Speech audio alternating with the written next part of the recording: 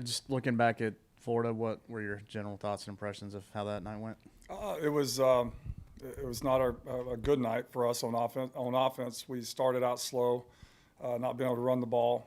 We had 4 possessions in the first half, went 3 and out on one of them. Had a couple 8-drop possessions, flipped the field.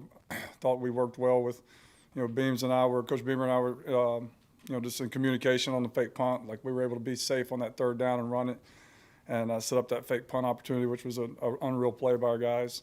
And then the second half to start out with 3 turnovers and 5 plays is just, it's unacceptable. It was very frustrating, very unacceptable. And then once you got through those, you lost those 3 possessions, then every time you would get a first down or an explosive play, it would be called back from a penalty. So just collectively as a group, the way we executed, the way that we performed was not the standard which we try to play to.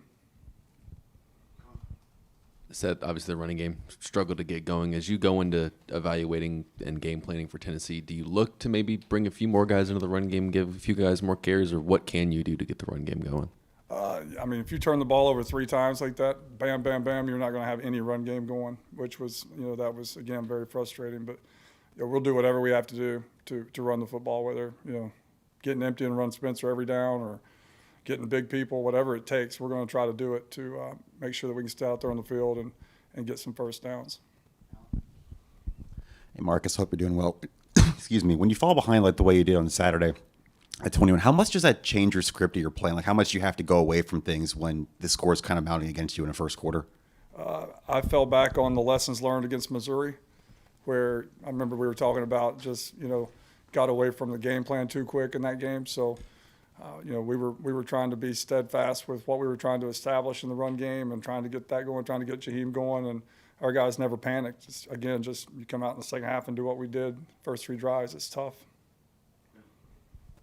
Marcus, I know it's obviously not ideal to have your top 2 guys at running back out and trying to make that work with Jaheim and everything else, but with some of those other guys, whether it's Rashad or Dante or whoever, I guess, how do you kind of work those guys into the mix? Is that something that you want to do maybe down the stretch? And I guess, for lack of a better term, if there's frustration with those guys maybe not getting time, how do you kind of manage that on the coaching side as well? There's no frustration with anybody. It's just, we have to evaluate the roster. Like, Jaheim Bell's one of the most talented people on earth. So, trying to find ways to get him the ball, it just makes sense to let him play a little bit of running back. Juju's got his role. And then, they've been practicing well. So those other guys need to keep coming along and keep practicing better.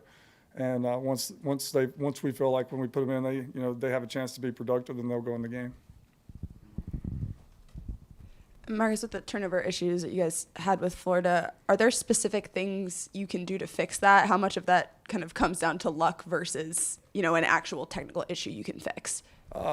It isn't luck. It's a decision, and from our standpoint as coaches, we have to coach it and demand it every single day in practice. Position coaches, me included.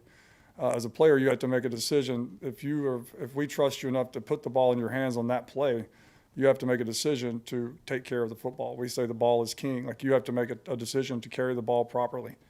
And all 3 times the other night when we did turn the ball over was a result of just poor ball security and poor technique of carrying the football, which is not just the player, it's the coach as well. I mean, there's somewhere disconnected through this whole process of practice that we must not be demanding it enough. So you don't want to be reactionary. That's the most frustrating thing, and come back and start doing different things. I mean, we do ball security every day.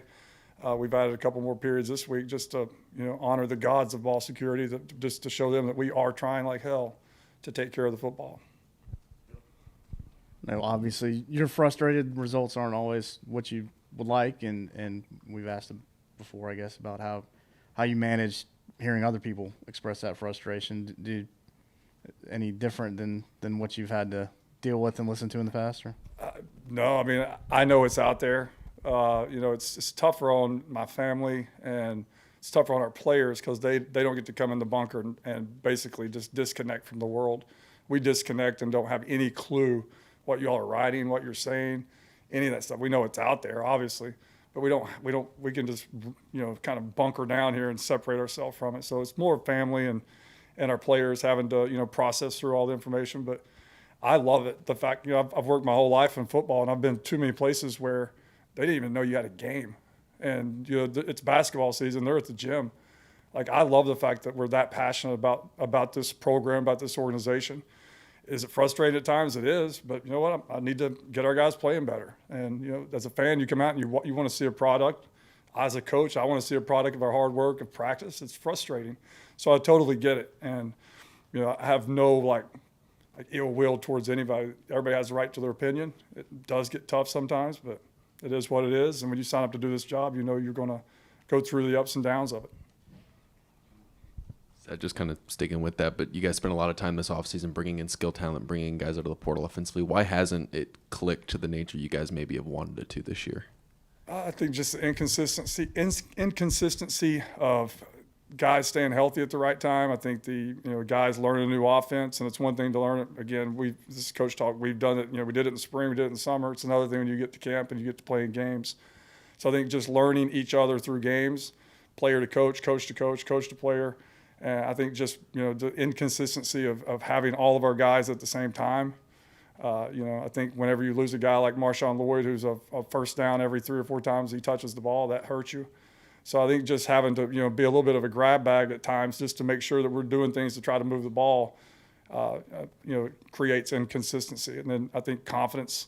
You know, our guys got to be confident. They work their butt off. They're resilient. They're tough. They love each other. They love playing the game. So, you know, I think just, you know, we get things going early. Usually we'll be pretty good. If it doesn't go great early, sometimes, you know, we have to fight some demons. So there's all kinds of different reasons for the inconsistency. But, you know, again, our guys come back to work this week. Like, I mean, we're ready to go win. We've convinced ourselves we're ready to go win the Super Bowl this week with how we prepared and how we practiced. So I can't wait to watch them on this stage on Saturday night. And shoot, they've earned the right to go and compete with the way they've worked and been resilient in this process.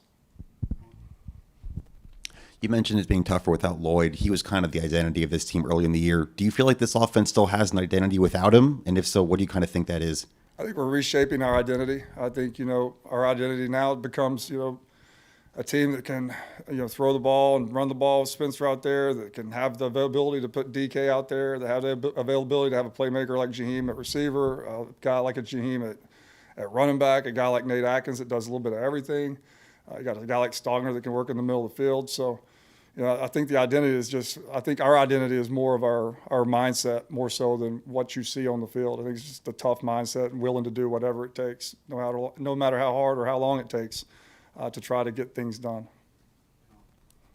How hard is that to do, trying to shift an identity 10 or 11 weeks into the season when you've spent the entire offseason trying to build a maybe not a different one, but a different one? Right, and I wouldn't say that like we're trying to reshape our identity. Like we have our identity as far as a program and as an offense. Are we able to huddle up and run 65 plays and hand the ball off and rush for 250 yards right now? No. And so that feeds into the play action pass and the movements and all the different, you know, concepts that you try to use. I mean, we're still the same offense. We just have to clean it up and go make some plays when they're there, take care of the football. Were Marshawn and CBS able to do more today? I think Coach Beamer said they were pretty limited yesterday. Yeah, they were out there moving around. Again, you know, just not a lot with us on offense, but, you know, they're out there moving, getting back, you know, ready for play.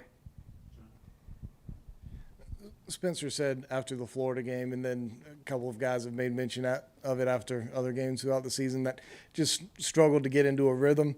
How is any of that attributed to switching personnel so much at the skill positions in and out after each play, or what can you attribute that to?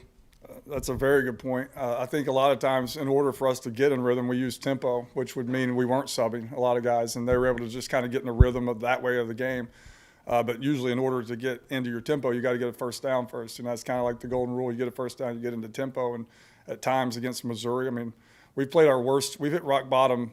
We thought we hit rock bottom against Missouri and fought back and had a good game. And then we hit rock bottom against Florida with just the turnovers and inconsistency and the penalties. So we've had our 2 worst games the last 3 weeks. And so that's kind of multiplied it by a million of how we feel right now. But I think just going out there and running the football and making some plays early, I think will allow us to get into that rhythm. I mean, we were about to get into some rhythms the other night, and we'd have a penalty, and we go from a 45-yard pass backed up to 2nd and 12 on the -3. You know, so little things like that all play into it. But we're definitely all searching for that flow, you know, that consistent flow from week to week. So you mentioned not being reactive. Where do you fall philosophically when things aren't going the way you want to and they're not clicking, between not scrapping everything but trying something else and versus staying the course and doing what you've done the rest of the year? I mean, I pride. I'm sure that most people would think I was stubborn or old school, and I'm not. I just look at it as a toughness and a commitment to a process that allows you to get to certain points as a football organization or individually. And we know what it takes to win. We know what it takes to play smart football. We know what it takes to take care of the football. We know what it takes to run the football. We just have to be demanding, and as coaches out there at practice. And I'm always searching for ways to do things better. Like, we're never, ever, ever. That's why I said I hate being reactionary, because I hate when coaches come in and they're like, by God, this week we're gonna take care of the ball and do ball security. Like, I hate that, because you don't ever want to be reactionary, because that means that you let something go before it happened.